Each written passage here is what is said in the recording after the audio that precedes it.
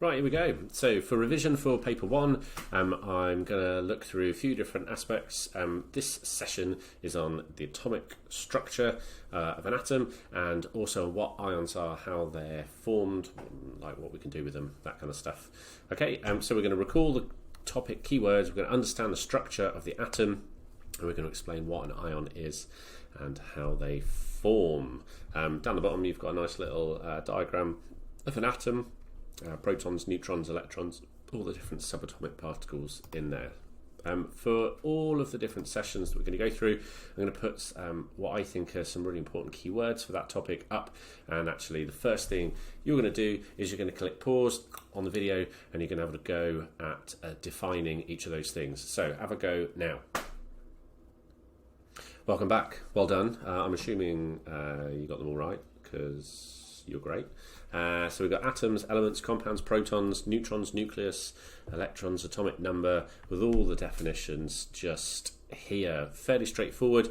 Why do we go over the basics? Well, the people that do the basics the best are the best people. So yeah, I've spent years playing hockey. Every single hockey session started with us pushing a ball, stopping a ball, hitting a ball. Why do we do all those basics every time for an hour out of every 2-hour session? Because it got us brilliant at doing the basics. So if you spend a huge amount of, well, not a huge amount of time necessarily, but if you do little and often going through the keywords and the definitions, then you'll be absolutely great at GCSE. Key ones, probably electron here, a little bit of a fact about its mass being about 1 in 2,000, little fact that you need to remember. What an isotope is and what an ion is in particular. So you can always pause and write these down, make your own flashcards, that kind of thing. Get yourself on Quizlet, make a little Quizlet on it or something. Okay, here we go. Right, if you've ever been in any of my lessons or watched any of my videos, I quite often talk about Lego. The basic building blocks of life are the elements, the 118 elements that appear on the periodic table of the elements.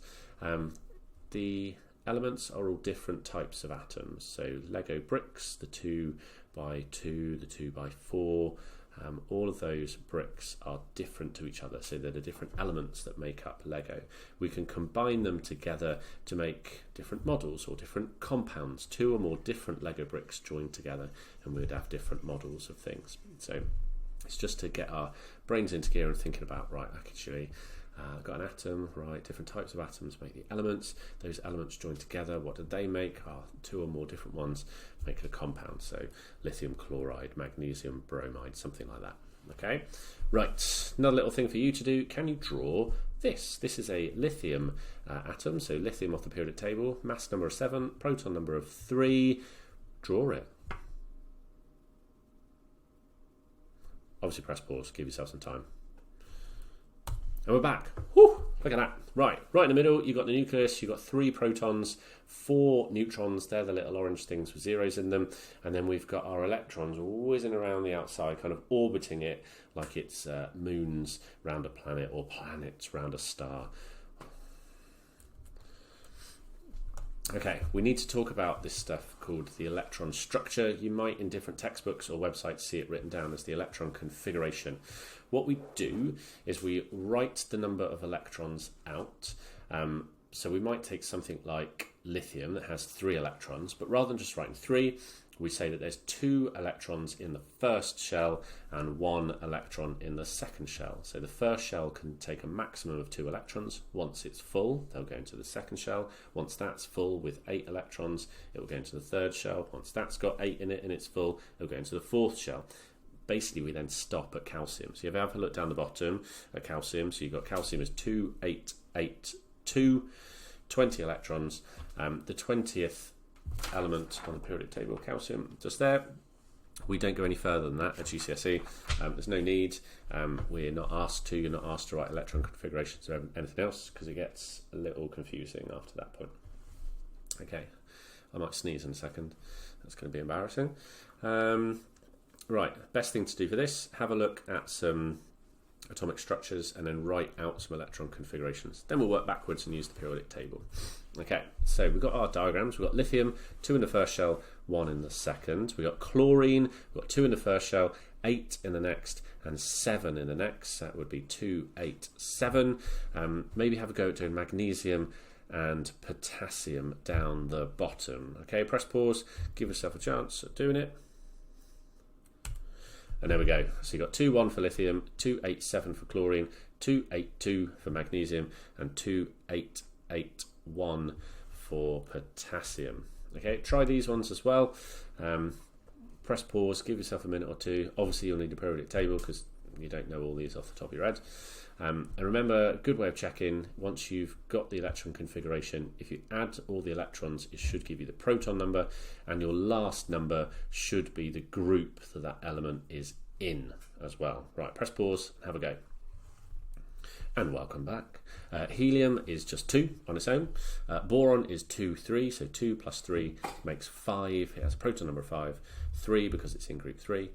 Silicon is 2, 8, 4. Its proton number is 14 on the periodic table. 2 plus 8 is 10, plus 4 is 14.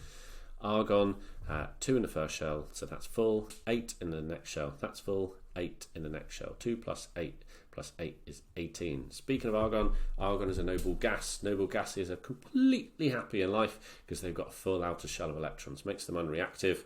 But hey, what would happen if things lost or gained electrons to get a full or empty outer shell? What would that make them? Well, what it would make them is ions. What a link.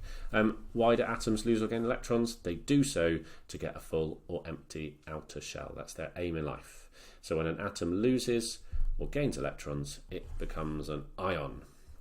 What about the charge? What happens to it? What if it loses 2 electrons, 3 electrons, 4 electrons, and so on? Well, let me show you. Lithium.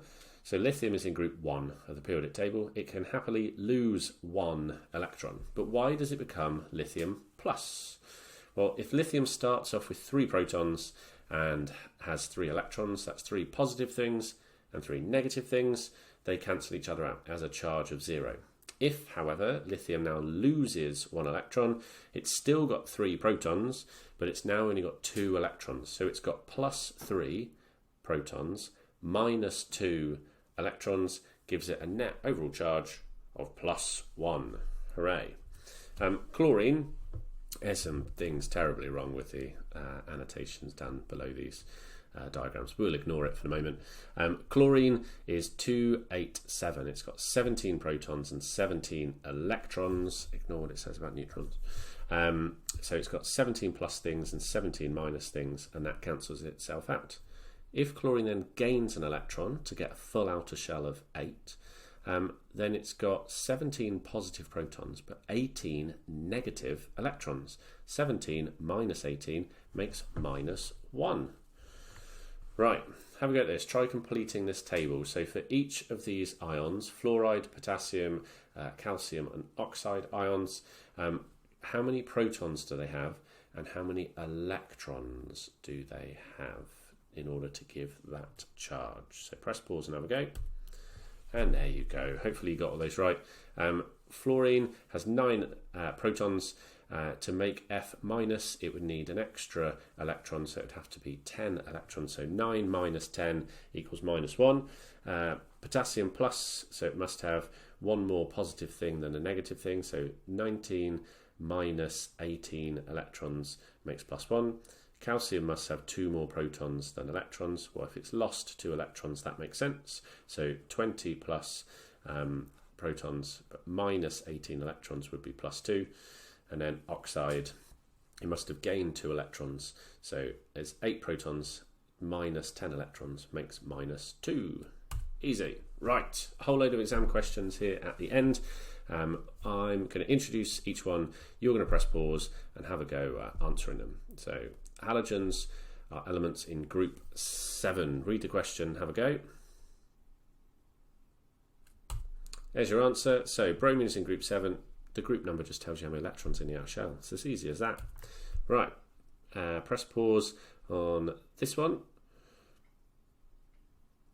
And we're back. Right, these questions are really commonplace. In the first couple of questions of a paper, regardless of if it's combined or triple or foundation or higher, you'll get these kind of like confidence builder type questions. Sometimes you get a gift like this. So you can use the words from the box. You can use the words more than once. So the centre of the atom is the nucleus. 2 types of particle at the centre are the protons and neutrons. Here's your one way using the same one twice. James Chadwick proved the existence of the neutron. Bohr, he suggested particles orbit. It doesn't matter if we don't know what Bohr did. It's talking about things orbiting. We talked about that at the beginning. That must be the electrons. And then two types of particle with the same mass of the neutron and the proton. Hurrah! Right, another question. Press pause and try this one. Okay, same old questions all the time. Loads of different papers, same old questions. Can you name the particle in the atom with a positive charge? Of course you can. It's a proton. Protons are positive. Name the particle in the atom that has the smallest mass. I talked about that with the keywords and definitions at the beginning. That is our friend, the electron. Right, these questions at the bottom are really common, giving you loads of numbers and you've got to pick them out. The mass number of lithium is a gift. Lithium is just there on your periodic table, and the key tells you that the top number is the mass number. It tells you the answer, 7. The number of neutrons, this one's trickier to be fair. Take the top number, protons and neutrons, and minus the bottom number, which is protons, and it just leaves you with a number of neutrons, which is 4. Hooray. Right. Notice the old font on this question because it is an old question. Here's an atom. Read the question and press pause and answer it. Right, this one's a doddle. You've given a diagram that has 6 electrons, so the atom must have 6 protons. You find the thing on the periodic table with a proton number of 6 and you write it down. Carbon. I think I gave a slightly patronising voice then. It is that easy. Complete the sentence. The nucleus of an atom contains neutrons and protons. Oh, after being patronising, I could have got that wrong, couldn't I? Right, last one. Data sheet means your periodic table. This is going to give you the answers to that. You've got the electron configurations of 5 things. So give it a read, press pause and have a go. Right, the sodium atom. Sodium on your periodic table has 11 electrons and it's made up of 2, 8 and 1. It's in group 1, so it must have 1 electron in the outer shell. There's only one answer that's got that, and that's B. If sodium loses that 1 electron, it would become 2, 8. So it must be A. Here endeth this first session. Bye-bye.